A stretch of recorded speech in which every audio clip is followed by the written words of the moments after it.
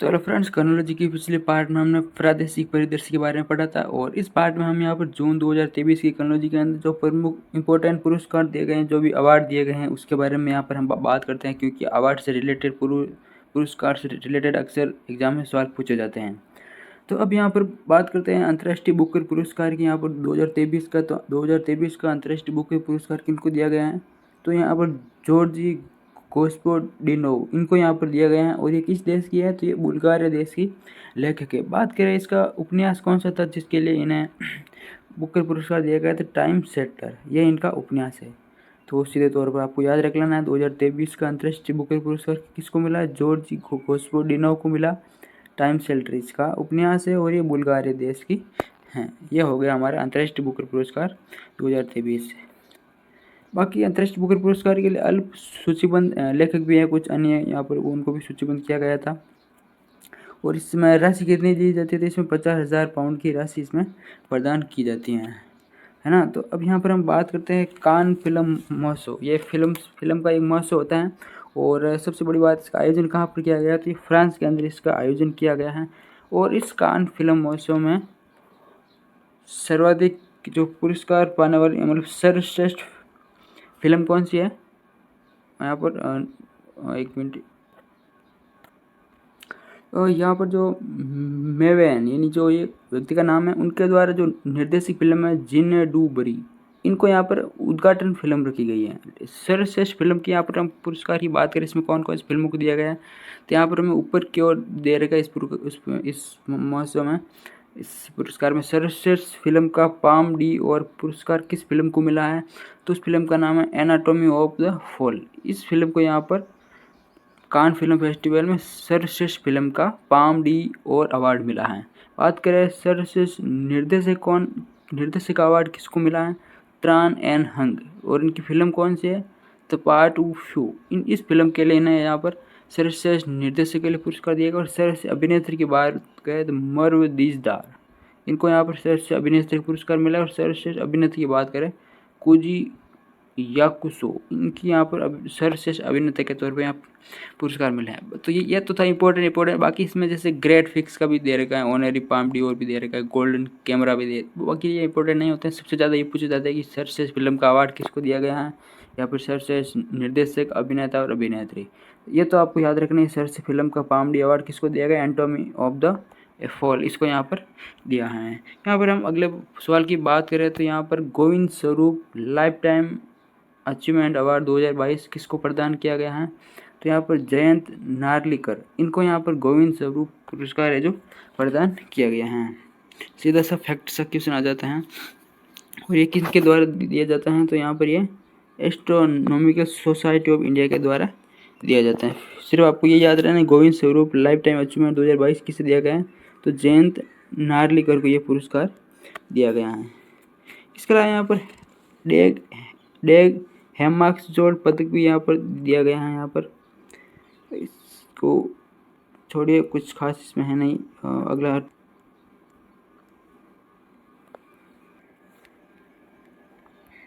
और यहाँ पर हाल ही में जो प्रधानमंत्री के द्वारा 3 विदेशी देशों के यात्रा की गई है, उनमें से यहाँ पर इनमें से सर्वोच्च नागरिक सम्मान भी यहाँ पर दिया गया है। तो सबसे पहले बात करते हैं पापुआ न्यू गिनी।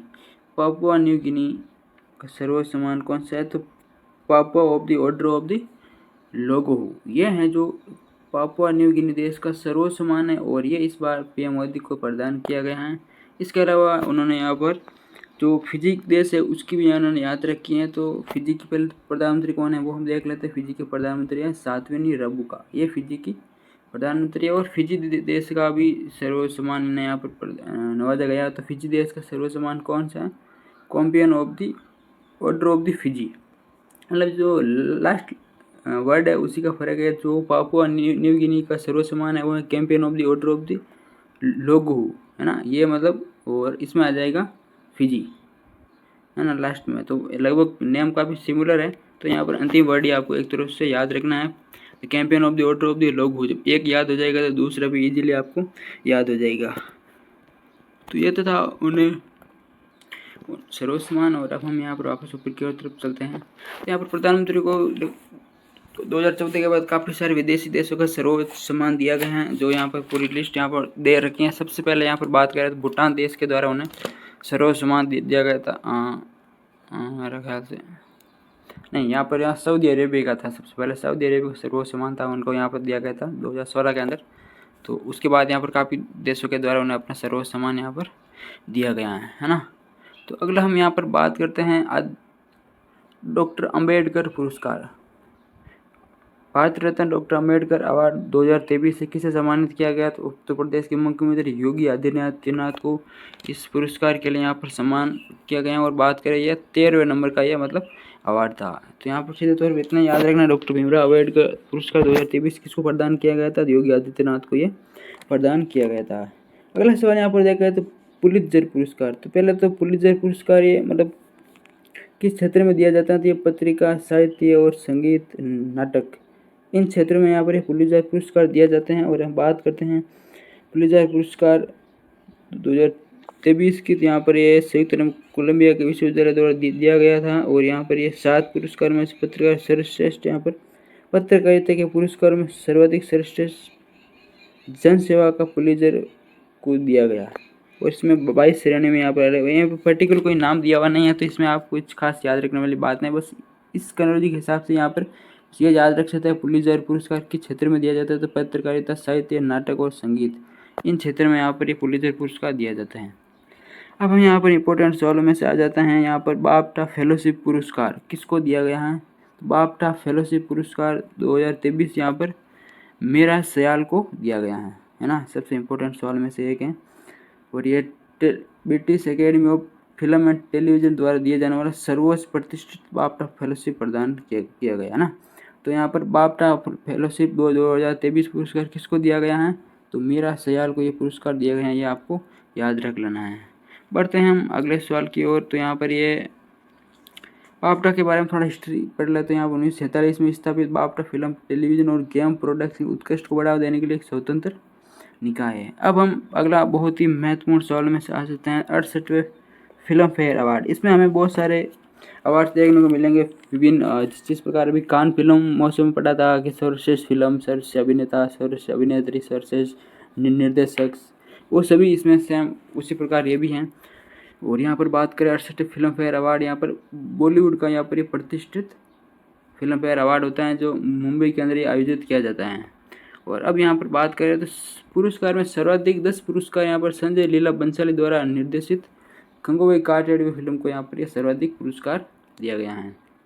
और इसमें रोल किसने निभाया था? आलिया भट्ट ने से रोल निभाया था। और यहाँ पर बात करें सर्वश्रेष्ठ अभिनेता की, यहाँ पर राजकुमार राव, इनको यहाँ पर सर्वश्रेष्ठ अभिनेता का पुरस्कार दिया गया। और बधाई हो इनकी यहाँ पर ये फिल्म। सर्वश्रेष्ठ अभिनेत्री की बात करें तो आलिया भट्ट को यहाँ पर सर्वश्रेष्ठ अभिनेत्री के यहाँ पर पुरस्कार दिया गया है।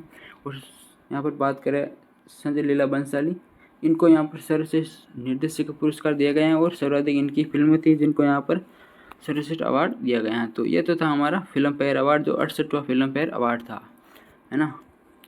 अब यहाँ पर बात करते हैं लॉरेंस वर्ल्ड स्पोर्ट्स अवार्ड। इसमें भी यहाँ पर बात करें तो ये पहले तो यहाँ पर ये बात करते हैं कि ये पुरस्कार किस खेल से संबंधित है। तो यहाँ पर लॉरेंस वर्ल्ड स्पोर्ट्स अवार्ड यहाँ पर खेल के जगत में यहाँ पर सर्वाधिक पुरस्कार ले दिए जाते हैं। तो यहाँ पर हम बात करते हैं यहाँ पर सर्वश्रेष्ठ खिलाड़ी का पुरस्कार किसको दिया गया है? तो यहाँ पर लियोनेल मेसी को दिया गया है जो कि अर्जेंटीना के फुटबॉलर हैं। और यहाँ पर 2022 का फीफा वर्ल्ड कप जीता था इन्होंने, यही कप्तान थे। और बात करें सर्वश्रेष्ठ महिला खिलाड़ी पुरस्कार ये किसे दिया गया था? ये जमैका की एक एथलीट हैं सेली एन फ्रेजर प्रिंस, इनको यहाँ पर सर्वश्रेष्ठ महिला का यहाँ पर अवार्ड दिया गया है। और इसके अलावा इसी में भी लियोनेल मेसी को भी अन्य पुरस्कार भी मिले हैं। Lionel's world sportsman of the year, इसका अवार्ड भी यहाँ पर लियोनेल मेसी को ही मिला है। और इन्हें यह दूसरी बार ये पुरस्कार मिला है। तो सीधे तौर पर आपको याद रख लेना है, यहाँ पर सर्वश्रेष्ठ खिलाड़ी का पुरस्कार किसे दिया गया है? लियोनेल मेसी को दिया गया है। और यहाँ पर Lawrence world sports of the year भी लियोनेल मेसी हैं।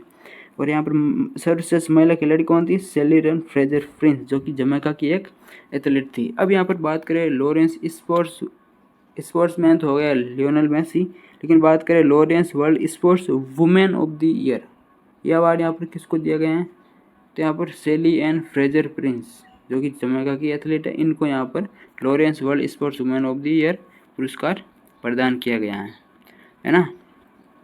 टीम की बात करें तो वो भी अर्जेंटीना की पुरुष फुटबॉल टीम हो जाएगी। तो यहाँ पर बाकी अगर याद रखना है, लेकिन इतना तो कॉमन याद रखना है कि लॉरेंस वर्ल्ड स्पोर्ट्स अवार्ड में सर्वश्रेष्ठ खिलाड़ी का पुरस्कार लियोनेल मेसी, महिला हो जाएगी सेली एंड फ्रेजर प्रिंस जो कि जमैका की देश की हैं, है ना। अब यहाँ पर बात करते हैं, यहाँ पर पत्रकारों को गुइलेमो कार्नो विश्व प्रेस स्वतंत्रता पुरस्कार यहाँ पर प्रदान किया गया है 2023 का, और जिन 3 जनों को प्रदान किया गया है वो तीनों में यहाँ पर वर्तमान समय में जेल में बंद। तो हम यहाँ पर देखते हैं उन तीनों का नाम क्या है। तो वो तीनों ही यहाँ पर लिनोफर हमीदी, इलाहेल मोहम्मदी, नरगिस मोहम्मदी, इन तीनों को यहाँ पर ईरानी महिला पत्रकारों को गुइलेर्मो कार्नो विश्व प्रेस स्वतंत्रता पुरस्कार यहाँ पर प्रदान किया गया है। और इस बार जो प्रेस की इंडेक्स जारी की गई थी उसमें भारत का स्थान कितना है, 161वां स्थान है। और पिछली बार प्रेस फ्रीडम में भारत का स्थान 150वां था। और सबसे अंतिम स्थान पर कौन सा है, यहाँ पर उत्तरी कोरिया, वो है जो प्रेस फ्रीडम में सबसे अंतिम स्थान पर था, जो कि हम यहाँ पर जो अंतर्राष्ट्रीय परिदृश्य में उसमें हमने यहाँ पर यह रिपोर्ट पढ़ी थी। इसके अलावा यहाँ पर बात करते हैं तो 2 भारतीय मूल के अफ्रीकी नागरिक हैं जिनको यहाँ पर नेशनल अवार्ड सम्मान 2023 यहाँ पर उन्हें प्रदान किया गया था। अगर उनको यहाँ पर नाम हम देख लेते हैं तो यहाँ पर 2 वैज्ञानिक है जिनको यहाँ पर एक पुरस्कार दिया गया था, तो हो जाएगा अब्राहम इस्माइल अब्राहिम और अबू बकर इब्राहिम डागोर। इनको यहाँ पर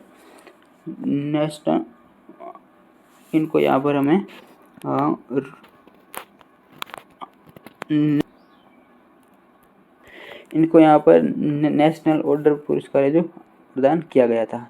अब हम यहाँ पर अगले सवाल की तरफ यहाँ पर बढ़ते हैं। तो यहाँ पर वो हैं मैन ऑफ द सेंचुरी सम्मान, जो यहाँ पर दक्षिण अफ्रीका मतलब किन को प्रदान किया गया। यहाँ पर थोड़ा मैंने यहाँ पर गड़बड़ कर दिया, लेकिन यहाँ पर अब चलते हैं हम सही तरीके से। Man of the century award यहाँ पर किसको दिया गया है, तो पंडित रामकृष्ण को यहाँ पर पुरस्कार दिया गया है। पूर्व लोकसभा अध्यक्ष पंडित रामकृष्ण को हाल ही में समाजवादी नेता के रूप में उनके योगदान के लिए नई दिल्ली में शताब्दी पुरुष की उपाधि से सम्मानित किया। यानी सीधे तौर पर आपको इतना याद रखना, मैन ऑफ द सेंचुरी सम्मान किसको दिया गया है, पंडित रामकृष्ण को दिया गया है, जो कि समाजवादी पार्टी के नेता हैं, है ना। तो यहाँ पर हो जाएगा man of the century award. अगला सवाल की तरफ हम यहाँ पर बढ़े तो उसमें यहाँ पर ये भी पुरस्कार से रिलेटेड क्वेश्चन है। उसमें क्या होता है कि करंट अफेयर का जो मंथली रिव्यू होता है उसमें यहाँ पर इम्पोर्टेंट 1 लाइनर क्वेश्चन यहाँ पर दिए हुए होते हैं, तो वो भी हम यहाँ पर एक बार देख लेते हैं। तो यहाँ पर बात करते हैं फ्रांस का सर्वोच्च नागरिक सम्मान कौन सा है, शेवलियर डी ला लीजन डी ऑनर। ये है जो फ्रांस का सर्वोच्च नागरिक पुरस्कार है। और ये इनको यहाँ पर किसको दिया गया है, एन चंद्रशेखरन को यहाँ पर 2023 में आपको दिया गया है। ये टाटा कंसल्टेंसी कंपनी के टाटा समूह के अध्यक्ष भी हैं। तो यहाँ पर टाटा समूह के अध्यक्ष जिन्हें शेवलियर डी ला लीजन डी ऑनर पुरस्कार दिया गया है, तो उनका नाम क्या है, वो हो जाएगा एन चंद्रसेन। अगला सवाल यहाँ पर देखा तो विश्व भारतीय विद्या भवन केंद्र के निर्देशक जिन्हें हाल ही में ब्रिटेन में भारतीय शास्त्रीय कलाओं में उनके योगदान के लिए किंग चार्ल्स III द्वारा मानद MBE से सम्मानित किया गया है, तो वो हो जाएगा MN नंद कुमार। अगला सवाल हम यहाँ पर देखें तो वो हैं गोवा के लघु कथा लेखक, उपन्यासकार, आलोचक, कोंकणी पटकथा के लेखक जिनका यहाँ पर 57वां ज्ञानपीठ पुरस्कार सम्मानित किया गया। ये तो काफ़ी थोड़ा पुराना क्वेश्चन भी है। यहाँ पर दामोदर मावजी, है ना, इनको यहाँ पर दिया गया है।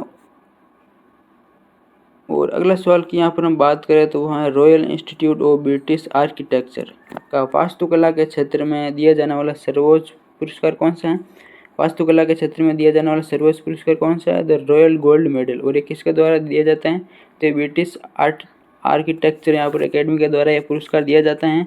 तो ये रॉयल गोल्ड मेडल 2023 किसे सम्मानित किया गया है, तो ये यास्मीन लारी जो कि पाकिस्तानी नागरिक है, पाकिस्तान की पहली महिला वास्तुकार है, इनको यहाँ पर यास्मीन लारी को यहाँ पर रॉयल गोल्ड मेडल 2023 पुरस्कार दिया गया है आर्किटेक्चर क्षेत्र का। और यहाँ पर अगला और अंतिम सवाल की तरफ यहाँ पर हम देखें तो वो हैं मई 2023 में अबू धाबी में संपन्न 22वां IIFA कहाँ पर आयोजित किया गया था, तो अबू धाबी यहाँ पर UAE के अंदर आयोजित किया गया था। इस अवार्ड के तहत सर्वश्रेष्ठ अभिनेता और सर्वश्रेष्ठ अभिनेत्री का पुरस्कार क्रमशः किसे दिया गया है, तो सर्वश्रेष्ठ अभिनेता का पुरस्कार इसमें ऋतिक रोशन को दिया गया है। और वही सर्वश्रेष्ठ अभिनेत्री की बात करें तो आलिया भट्ट को इसमें सर्वश्रेष्ठ अभिनेत्री का पुरस्कार दिया गया है। तो सीधे तौर पर आपको याद रख लेना है 22वां IIF में सर्वश्रेष्ठ अभिनेता का पुरस्कार ऋतिक रोशन को और सर्वश्रेष्ठ अभिनेत्री पुरस्कार आलिया भट्ट को यहाँ पर प्रदान किया गया। तो ये तो था पुरस्कार एवं सम्मान। तो मतलब जून 2023 की इकोनॉलॉजी में जो पुरस्कार से रिलेटेड जो भी क्वेश्चन है उसकी यहाँ पर हमने चर्चा की, जो इंपॉर्टेंट क्वेश्चन है यहाँ पर उसमें यहाँ पर हमने देखे हैं। बाकी इसके अलावा अगर आप इसमें से कुछ जैसे मैंने सही तरीके से कुछ एक्सप्लेन भी नहीं किया तो मैं यहाँ पर प्रत्येक महीने की इकोनॉलॉजी का नोट्स तैयार करता हूँ। 60-65 पेज की इकोनॉलॉजी का 5-6 पेज में यहाँ पर नोट्स तैयार करता हूँ, इंपॉर्टेंट नोट्स। तो उन इंपॉर्टेंट नोट्स में हम यहाँ पर जो पुरस्कार से रिलेटेड इंपॉर्टेंट क्वेश्चन बनते हैं उसमें हम यहाँ पर एक बार फिर से चर्चा करूँगा। तो उसमें आप फिर से एक बेहतर तरीके से समझ पाओगे और उसमें आपको पढ़ना भी आसानी से रहेगा। उसमें पूरी इकोनॉलॉजी का एक्सप्लेनेशन पढ़ने की आवश्यकता नहीं है, वो बहुत ही कम समय में आप उसमें वन लाइनर फैक्ट क्वेश्चन यहाँ पर इंपॉर्टेंट क्वेश्चन पढ़ सकते हैं। तो उसके भी ऊपर मैं वीडियो लेके आऊँगा। तो फिलहाल इस वीडियो में इतना ही। Thank you.